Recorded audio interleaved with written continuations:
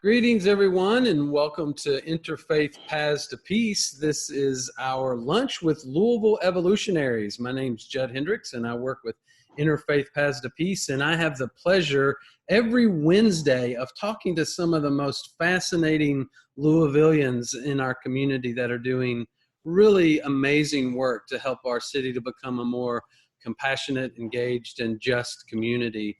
And I'm really looking forward to our conversation with Richard Whitlock Jr., who is our evolutionary for the week.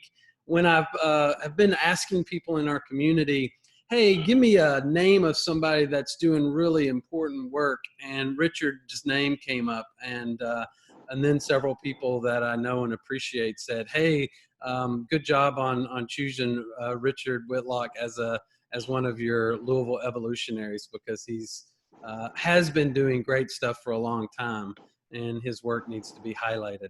So Richard, thanks for giving us some time to have lunch today with you, and I'm looking forward to our conversation, and thanks for all the really amazing work that you've done.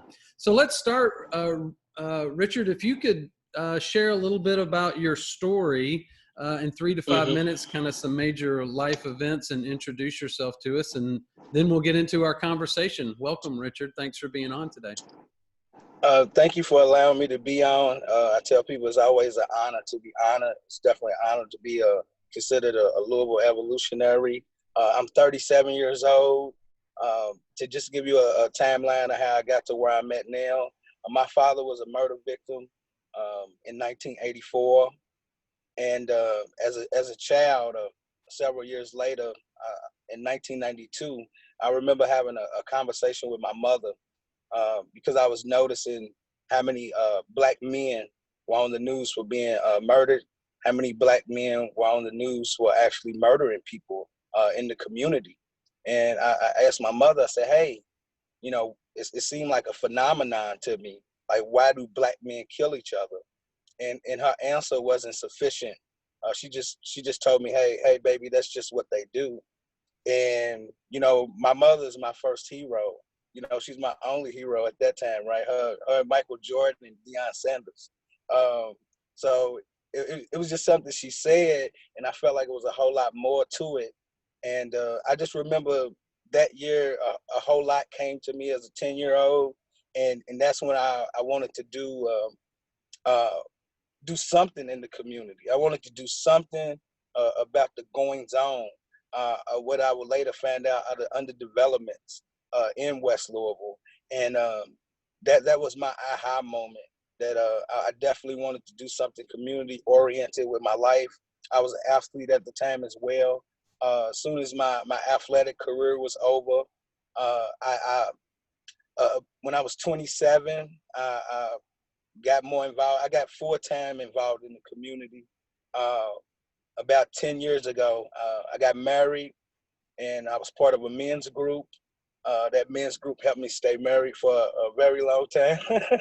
And that's when, you know, I was bold enough and courageous enough to tell the men at the meeting that I wanted to do youth development and anti-violence work. Naturally, that evolved into social justice work as well. Because they're all connected, and things that really life changing was being part of that group, being involved in the church. I got my minister's license when I was 27 as well, so I was involved in the church and involved with that men's group called Brothers Helping Brothers. A couple years later, when I turned 30 years old, I got a key to the city from Mayor Greg Fisher. Because they started recognizing the things that I was doing in the community that came from being part of that men's group and from the church. And shortly after that, I say I extended myself from the church and became full-time involved in the community. In 2015, I received an award from the Urban League for a Black Excellence Award, a Circle of Leadership, a Circle of Excellence Black Leadership Award. And I say that's the award that probably means the most to me.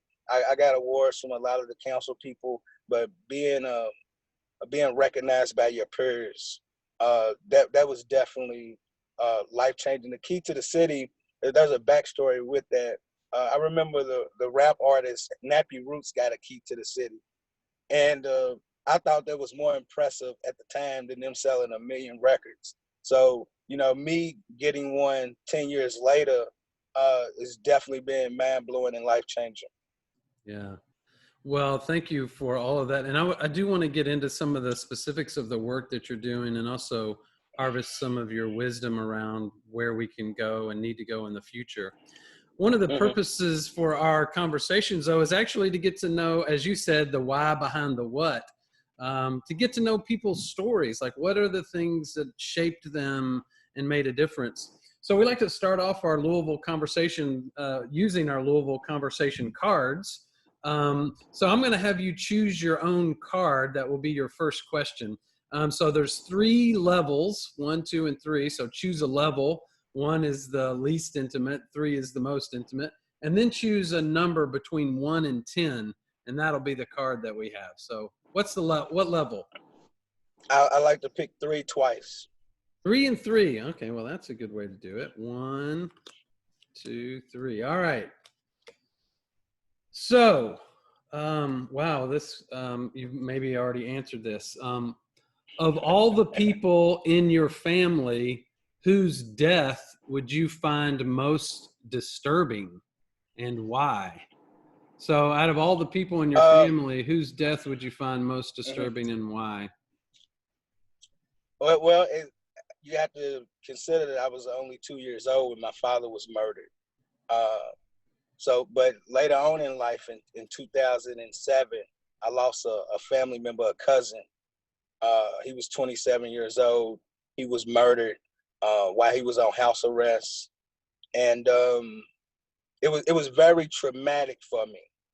And I spent like 6 months in my mother's basement trying to find out what I was gonna do. A year later, I became an anti-violence activist, but I never really understood the impact that a single murder has on an entire family. For example, his mother hasn't been employed since. She's in school, she's doing other things, but the texture of our economy and the goings on in our society actually changes and almost become a blowing in the wind when you lose people that you love in such a fashion that we're dependent on each other not to kill each other. We dependent on each other to behave correctly, and that really, you know, it's like the same humanity that you need to be successful is the same humanity that's running around killing people in our community. And like I said, a year later, probably 14 months after that, I've been doing anti-violence work. It's made my life make sense. And I really feel like an apostle of peace that God called me into doing anti-violence work in our city. Yeah, and can you share a little bit more about your spirituality and how your faith or your Christianity has been influential in both shaping you as a person and the work that you do? Yeah, if you think about the institutions that's in our community, I believe there's 168 churches in West Louisville. And, you know, I remember asking my mother about the church. And a couple of weeks later, she said, hey, you can go to the church that's closest to our home. You can go to the church that your auntie's at. And the things that I was learning, the first thing that I really learned in the church house was if you don't forgive, then he won't forgive. Because I had some resentment for what happened to my father. And at the time, I was watching a lot of films, and revenging your father's death was a theme. So I was like, man, do I have to revenge my father's death to be an honorable man? And then, you know, I went off in the church house and learned that if I didn't forgive whoever did that to my father, then our Lord and Jesus Christ, he won't forgive me for my sins. And just learning those kind of principles and that kind of philosophy has made all the difference in my life. I consider myself to be a Christian humanist. I believe that we all are created in the image and likeness of God. When I first got involved in the community, a man called me a humanist. That's what led me to it. And I was like, hey, what's a humanist? He said, well, you're trying to do God's work. And I really believe that God is in control, but he also equips us and he makes us instruments. He makes us tools. We become part of his army. And the reason why I'm so glad to have this conversation today is because being involved in the community, you actually got to hide your Christianity. It's not. It's not that it's not appropriate. It's just not really prevalent in the community. Uh, so, that's something that I've learned to do as well. I've learned to have my Christianity while I do community work, but it's definitely an extension of what I believe in. Yeah. And I was listening to something that you had on Facebook and appreciated and first of all, I love the idea of Christian humanist. I call myself a sacred humanist. So I believe in the sacred element, but I'm also a humanist. So I really appreciated you adding those on. But I also heard you really complimentary of some of the things that the Nation of Islam has done specifically for and in and with the Black community. And I really appreciate, I know, Christianity and Islam, and specifically the Nation of Islam, have not always got along, but my experience and some research that I've done shows that the Nation of Islam has been very helpful in many ways to the Black community, and also empowering the Black community to speak for equal rights and move towards that. Can you talk a little bit more about that? Yeah, the Nation of Islam, and I'm not trying to downplay anything.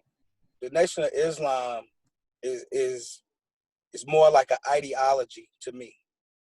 It's more like an ideology that's African American, Black focused, and it's empowering. It's empowering if you're community minded, if you're a young Black male, if you're a young Black female, and not only are you interested in being saved, not only are you interested in the Lord, but you're also interested in the betterment of your community and the people that look like you. That's what really attracted me to the Nation of Islam, and it was Muhammad Ali. I wanted to know what made Muhammad Ali drawn to this organization. So that's what made me interested in the Nation of Islam, because we talk about how great Muhammad Ali was, and I really believe that he was great enough to be attached to this organization for a great reason. And just the things that I've learned from the Nation of Islam, and I told guys this years ago, I can't be a member of the Nation of Islam because I understand the Nation of Islam through Christianity. And I wasn't willing to give up my name, which is my attachment to my murdered father. So I'm not going to change my name to X. I'm Richard Whitlock Jr. That's my connection to my father that's passed away, and I never changed my name. Yeah, thank you. And you also made the comment that in the Black liberation, Black empowerment movement, that we need both a Dr. Martin Luther King and we need a Malcolm X. That those weren't those were dynamics that were really important in the civil rights transformation. It wasn't just one or the other. It took these energies of both of those people, Christianity and Islam, working together to really move that movement forward. So thank you for naming that we need all of these different groups. And you've also talked more about that. I mean, you're while you've been engaged in specific organizations, you've done a lot of work in helping organizations to collaborate, to work together, to not be siloed. Can you talk a little bit more about why that's important to you? It's very important because I guess when I came along, I was seeing the culture in the community, and there's a scripture that actually made me think about the culture in the community. It said the harvest is plentiful, but the laborers are few. And as we can see, there's a tremendous amount of work that needs to be done in our city, but I didn't really see people coming together and working with each other. It was more like people treated each other like competition instead of being communal. And what I realized is that we all have expertise, and within those expertise, we're better than other people. But outside of those expertise, other people are better than us. So that's what made me want to bring people together, really recognizing, acknowledging other people's expertise. And and it's just been a joy to me. And what I tell people, my life's changed because of the people that's in my telephone number now. I had a different group of people in my telephone than I before I was in the community than I do now. So what's changed is not only have I changed, the people in my life has changed. And I tell young people all the time, you can change the world by just changing yourself. And I really believe that. So me knowing what Shamika Parrish Wright is doing, me being aware that there's a Shamika Parrish Wright, for example, and those are the things that really help move me along. I know what people are working on. I know what people are trying to do. I know what people have done. So we just don't have to tap into the past. We can actually tap into the present to create a better future as well. Yeah, and on that topic, can you talk about some mentors or other people in your life that have really shaped you and shaped who you've become? Who are those people? The number one, the primary person is a man named Grady Foster. He ran into me when I was 14 years old. I was a runaway, and he was a coach of another basketball team. He was a coach of another basketball team, but I always had brand new Air Jordans, and I played in them. So I buy the Air Jordans and play on them, and they're brand new. And he was like, "Hey, most parents wouldn't let kids play in those kind of shoes that so expensive."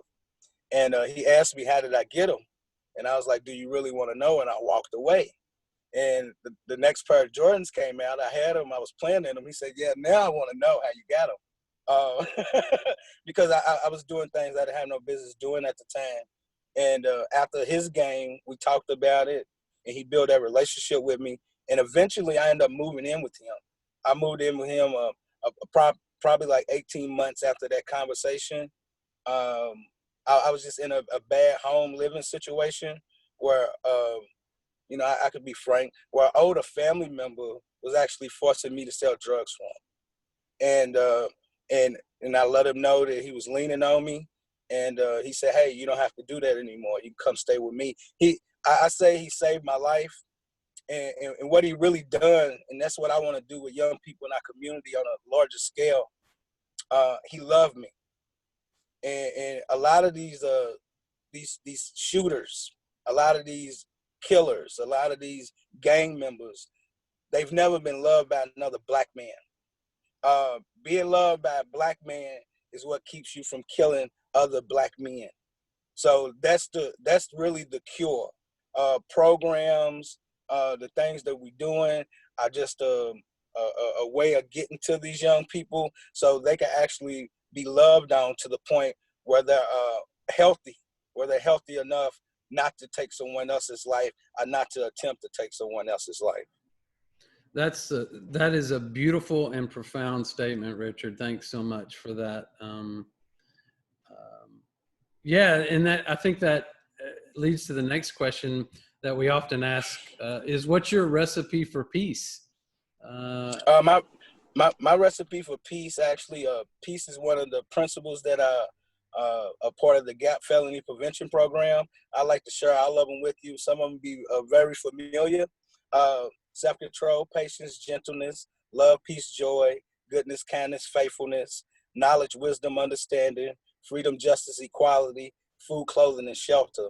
Um, 9 of them are the fruits of the spirit, and and 6 of them are something that's called the 12 Jews in the Nation of Islam. So what I did is I took principles from the Bible, and I took principles from the Nation of Islam and combined them and turned them into a youth program. And the process is what I call cultural naturalization.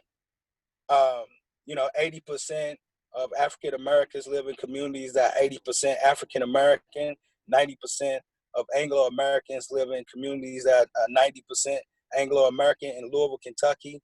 And what that creates is cultural segregation, right? And the GAP program and other citizenship type programs, we're trying to bridge that gap, that at cultural gap. And what the GAP program is doing is something that's called cultural naturalization. It's a citizenship program, basically. And to answer your question, balance and tranquility is the synonyms that we use for peace. And there definitely needs to be more balance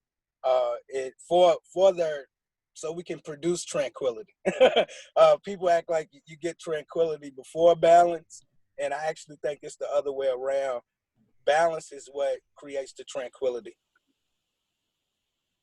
Yeah, and I know you've been a part of a lot of initiatives and projects around anti-violence. What's some wisdom that you've gathered from all of those different programs? Like, what do you think is really working? Mm-hmm. And what do you think we as a community ought to focus on as we try to together engage this issue? Well, we're 10 years old. Like I said, I wanted to do something. I think it was in 2012. I found out what that something was, and that's definitely using the cure violence model. Uh, the cure violence model is the way violence moves. We're talking about interruption, changing social norms, and that prevention work. So I believe, definitely believe in the cure violence model. Personnel matters when it comes to doing this work. Um, and that's what I've been doing. I've been trying to identify individuals embedded in certain neighborhoods and communities that could do anti-violence work, that could talk to, that people will talk to them, they won't talk to me. People that would talk to these personalities that are already embedded in the community, and make them community workers, saying, hey, you are at a point where you can help us save lives in our community, and actually making sure they have the training, and using people from the community. I think that's been the X factor that hasn't really been utilized or weaponized enough, is using people that's embedded in the community, and also using institutions that's been embedded in the community. What in Just like me coming from the church, my vision, my vision was to always use the churches with the family life centers, and I didn't know why at first. I think I knew why, because I want to make sure God gets the glory. That it was that simple, right? But over time, what I realized is that the churches with the family life centers are the only places that are safe enough to do anti-violence work in the community. Uh, Most of the community centers are part of what I call gangland. Is gang land. It's not really gang members. Gang members come and go, but the gang lines were created in the mid '90s, and those gang lines still exist. But the churches have always been sacred. The churches have always been exempt from gang territory. So you could get rivals to come to a St. Stephen's Family Life Center. You can get rivals to come to Bates Memorial.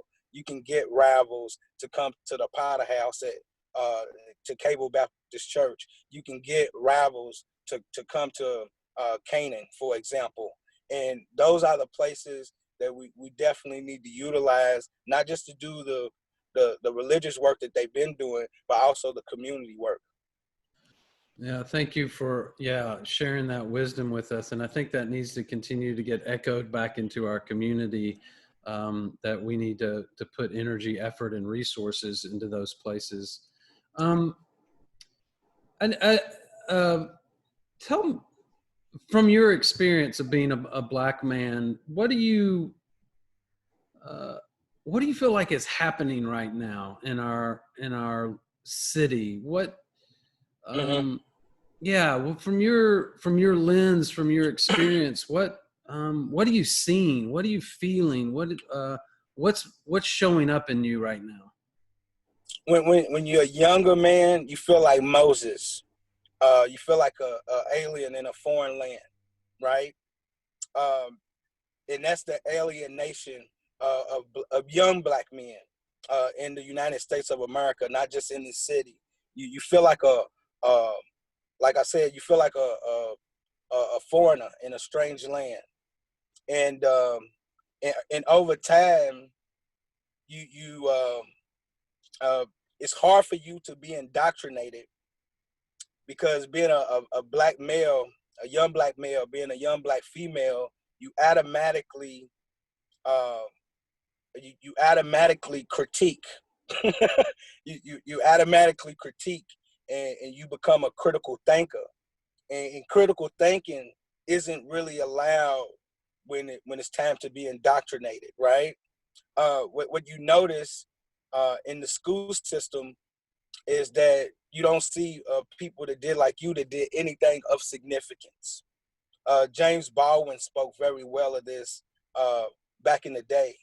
Is that like for example, in the city of Louisville, Kentucky, black people are 23% of the populace, right? We need to the textbooks have to reflect that. Uh, we have to be 23% of the history that's in the history books as well. You understand what I'm saying? And that's what you see. And when you're very little, I share this with people. I actually shared it with my daughter not too long ago. At the age of 10, you actually think there's more black people than white people because of the circle that you run around in. You exist in a primarily black world, right? Your world opened up to you, and you realize that you're a minority when you get to middle school. When you get to middle school, you realize that white people aren't things that you just see at school.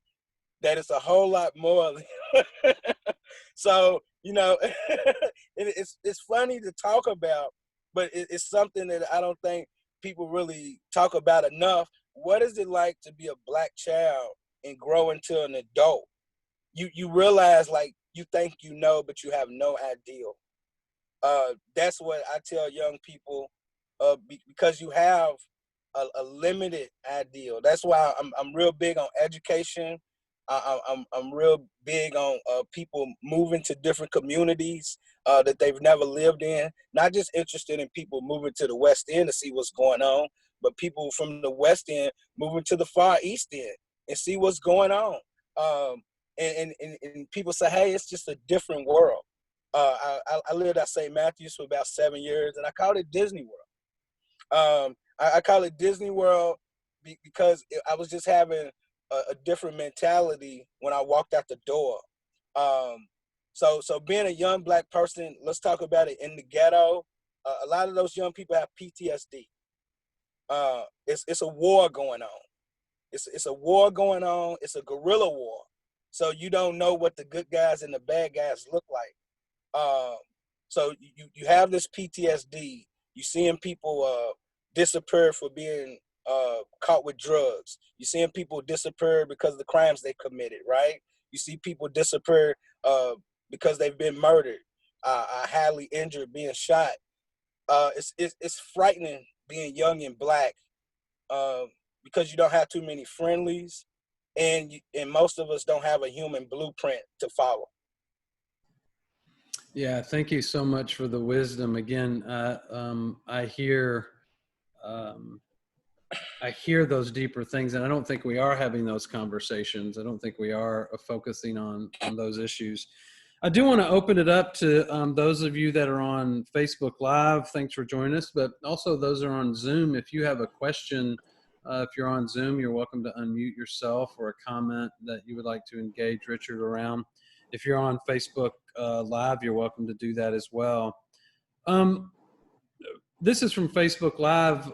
Richard, can you talk a little bit more about that cultural naturalization concept that you shared? Okay. Immigrants, when they come to this country, they go through a process called naturalization to gain citizenship, right? And what I'm trying to do with the kids in the hood is I want them to go through a similar process so they can maintain their citizenship. Not only am I tell people this all the time, not only am I super black, I'm super American. My grandfather, I come from a military family, and he used to tell me about this great country and how the best man for the job, and he told me about a country that no longer exists, but he made me believe in the ideal. And a lot of young people are being taught in their homes that this country isn't that this country isn't it isn't worth living up to, right? And I don't believe that. I believe the best thing African Americans have going for us is our citizenship. We got to make sure we maintain that. So not only we can own guns legally, also so we can vote, so we won't be ostracized, so we won't be demonized for being felons. You understand what I'm saying? A young man doesn't realize when he's selling heroin that he's undermining the civil rights movement. A young man doesn't realize is when he runs around with a gun illegally that he's undermining the civil rights movement. Everything that our ancestors like John Lewis fought for, it just vanished because you want to make a couple dollars selling heroin, or crack, or cocaine. And that's what I try to instill with the culture of naturalization. Is just really a reflection of what our ancestors have gone through to get to us where we are, and how we have to live up to that. Not only we have to live up to our country, we got to live up to the foundation that our ancestors have laid down for us. Because nobody would tell you that game banging is best for posterity or for the future. Nobody will tell you that selling drugs is the best thing for future generations. A lot of us are in a situation where we know we're doing wrong, but we just wish we had another opportunity. And that's what I want the GAP program to do, is help create that other opportunity for these young people. Yeah, can you share some examples, or an example of kind of a success story that you've seen, and a kind of a transformation of someone's life through these programs? This one young lady I was working with, she went to JCTMS. I'm not going to share her name. When she first became part of the program, it's because her grades were slipping. She was a 2.2 GPA student in October of that year. By April, she was a 3.7 student. And it was because the relationship with her father has changed. Her father was in the house the year before, and then her father wasn't. And she started looking at her father in a negative way, and she started looking at Black men in a negative way. And the program and myself helped change the way she viewed Black men. So she was giving her father another shot. She was planning on giving up on Black men at 14. Just think about how scary that is. Because things didn't work out. She wanted her father to be different. And that's what happened when you have so much dogma. That's what I teach young kids about in the community. Then that's the reason why we got the principles in the GAP program, and is because they need these principles to deal with the dogma that's in our society and in our city, to help them fight back. Yeah, thank you. Nikki, join in the conversation. You have a comment or a question, or please? I did. Thank you. Richard, thank you for being here. I was so excited when I saw that you were going to be the speaker today. I think you are so wise, and I just think you are so in touch with what's happening and the lens you have of what we're discussing. And it's sometimes subtle things, but you'll miss it if you don't understand it. And I remember an example real quick. You were helping us with Compassionate Louisville with with food insecurity. And we had gone round and round and meeting, and you had been there, and you said, it's not that there's not food in places, it's the healthy food that's needed. And it was like, boom, got it. Just one word, one shift. But because you know this, it's those things that you can miss if you don't have someone like you in the room. So I was so excited. I reached out to Jud when I saw you're gonna be present. But what I wanted to ask was, in doing this work, I work with young people in vulnerable situations, youth and young adults, normally 16 and older. And we talk a lot about like the heart, like the feelings and the caring. You talked about how the gentleman loved you, and how he was like one of the most influential people in your life, and it shifted because of the care and the relationship. And I'm just wondering what your thoughts are like on mentorships and life coaches and having those supportive people in our young people's lives and the impact and the difference. I'm trying to grab something tangible, and I feel like it's foundational and important, but I just want to get your views on that. Input, output, right? I'm real big on it. There's a lot of scripture in me, and like today on this platform, I'm able to let that scripture out, right? But my favorite scripture is, seek ye first the kingdom of God and all his righteousness, and all these things will be added unto you, right? These young people and even us adults, we're gonna find what we're seeking. what you're looking for, you're gonna find. I remember my grandfather telling me that years ago. It doesn't matter what city you go to. If you are negative, a bad person, you're gonna find them in the town or the city you go to. But if you're a good person, you trying to you in a path of self-improvement, you'll find people that are like-minded, and that's what is really comes with these young people. We want them to believe and actually know that their self-improvement is going to be a determining factor in their future, that Black lives matter. You understand what I'm saying? That what they do matter, what they say matter, what they don't do matter, what they don't say matter. That'll really help with something that's not talked about a whole lot, which is the debauchery that's prevalent in our community. You just have a lot of people that think they can say what they want to, do what they want to, go where they want to. Nobody can tell me anything, and that's debaucherous and it's dangerous. And that's something that I let young people know about all the time. And the reason why I picked the fruits of the spirit is I'm from the hip hop generation. And if you find out if you go to Galatians and you see and you see the negative spirits, that's majority of hip hop songs. They're talking about factions, talking about discord, talking about orgies, right? I know how embedded hip hop is in young culture, so I try to embrace it, but I make sure that you have those positive attachments as well. So it's certain things you got to go with the flow, but you just make sure that the email that is their last has positive attachments to it. Thank you. I don't know if there are other questions for Facebook Live or those that are on Zoom or, Richard, I've read there was a Black, or I was kind of a French African-American. His name was Franz Fanon. And he wrote on the psychology of being marginalized and oppressed or colonized. And he said that those who have been oppressed have to take their rightful place, often by force, because in doing so, it helps them overcome their inferiority complex, and that their freedom can't be given by the oppressor, that it has to be taken by the oppressed. And so that there's an energy or a force that has to be exerted, because in doing so, those who have been oppressed or marginalized overcome their inferiority complex caused by their marginalizations.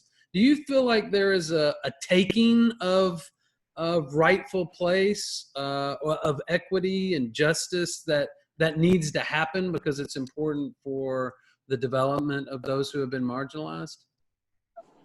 What he was describing and you were describing to me is what I call Black excellence.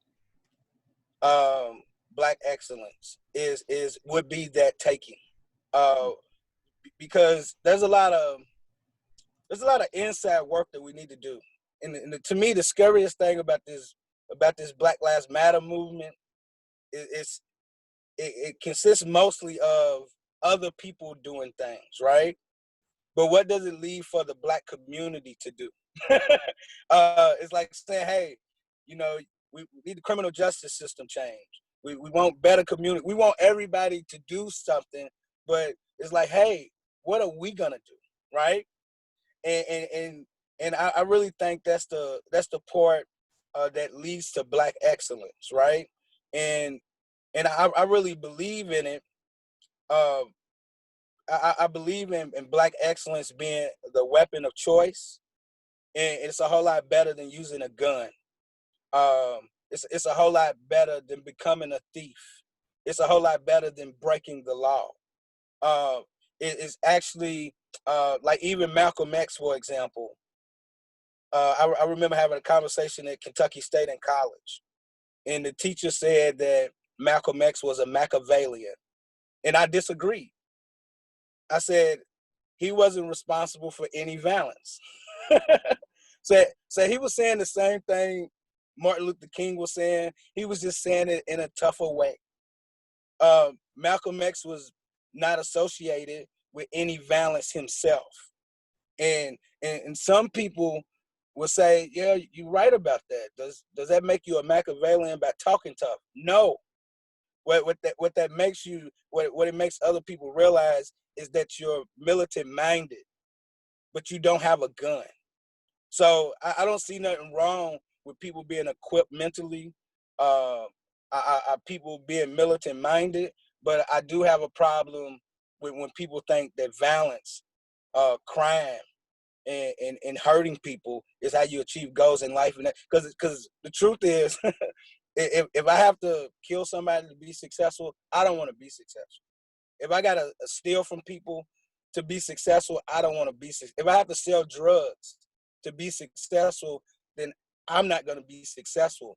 And I want young people in our community not just to feel the same way. I want them to say, hey, my contribution is what I'm not contributing to that's going on in my community. Yeah, thank you for that framing of that concept as Black excellence. I think that's a really beautiful frame, an important frame. There's a really good question on Facebook Live from Sandy. What is the difference now in activism than it was when you first started? Yeah, so how have you seen that change? That's a really beautiful question. Thank you, Sandy. In 2010, we had Barack Obama as the president, right?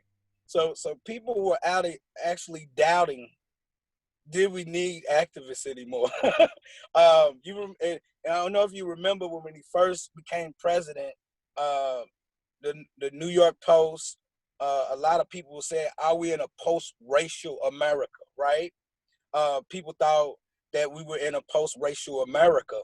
And over time, even from those 8 years, it went from post-racial to Donald Trump. Some people think racism is the reason why he got elected. So that's how much changed. So, but in 2010, I was talking about the murders during the time of the tragic shooting on 32nd Street, right?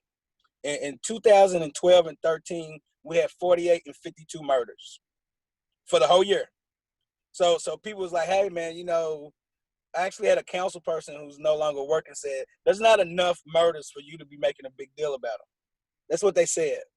It's not enough for you to be making a big deal about them. But what I heard and what I knew, I heard the music change, the hip hop, right? And I also knew that the Great Recession of 2008 created the poorest children this country's seen since the Great Depression, right? So I knew those children would grow up to be more violent, because it was true during the Great Depression in the 1930s.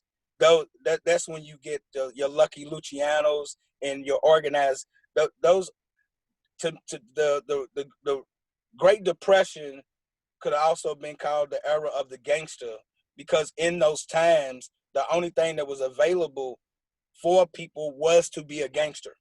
And if people have the chance, the Black community, not just here in Louisville, but nationwide, the Black community by itself has been in Great Depression conditions for over 50 years.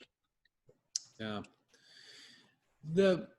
Let's talk a little bit about what you see, where you see hope, where you see really good things happening that kind of embody what you hope and for the future. Where do you see good things? What's happening that's working? I see hope in the activity that's going on now with the protesters and people coming out to stand with protesters. And that's what I don't think everyone knows. Just because you go down to Justice Square doesn't mean you're a protester. A lot of people are in support of what they're protesting, but not necessarily in support of the protesters. I'm in support of what they're protesting. And I would love to, and that's something I've been doing secretly, I might as well share with. I've been trying to find some of the leaders of the protesters to work on next steps. I really feel like they have something in them that they want to manifest in our society. Social injustice and what's going on in the African American community is a form of persecution. These social constructs are actually being used to oppress and suppress people. When the education system was there to make sure that we're an educated nation. The criminal justice system was there to make sure that that we were functioning like a nation of laws, right? But now these things are being used and weaponized against poor people, against uneducated people, against Black people, against brown people, and like I said, even poor people. White people get caught up in this too, when they're not of a certain socioeconomic status. So I don't like to say that that the system is just oppressing certain colors of people, but the system is definitely oppressing and suppressing certain types of people and social demographics. When you look back on your life when you're older, and what would you like to see that you had done and been? What would you like to see for your life work and purpose? When I look back over my life, I will always thank God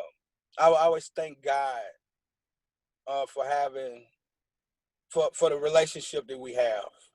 I really like I said before, I'm the apostle of peace, and God is what got me involved in doing this community work, and that's what I want to go to heaven. I still believe in stuff like that. I want to go to heaven, so it's like I really want to get that job well done, good and faithful servant. Well, Richard, we're about out of our time together. This has been just a delightful, in many ways. I'd like to follow up with you on some of the things that you've been talking about, because I think they're really important for our community to hear. And I'm really appreciative of all the wisdom and the work that you've been doing over these years. And it shows in the way that you can articulate these issues in a really precise, helpful way. And just watching your presence out in the community, seeing you down at the protests and rallies, and watching the way you cross bridges and boundaries between people, you are a real evolutionary and a connector in our community. So if I'm the one that gets to let people in and out of heaven, you've got the open doors. So you have lived already a very faithful, beautiful life in creating the kingdom of God, or the reign of God here in Louisville. Any kind of final words that you would have to say to us as a community, words of challenge, words of blessing as we begin to close?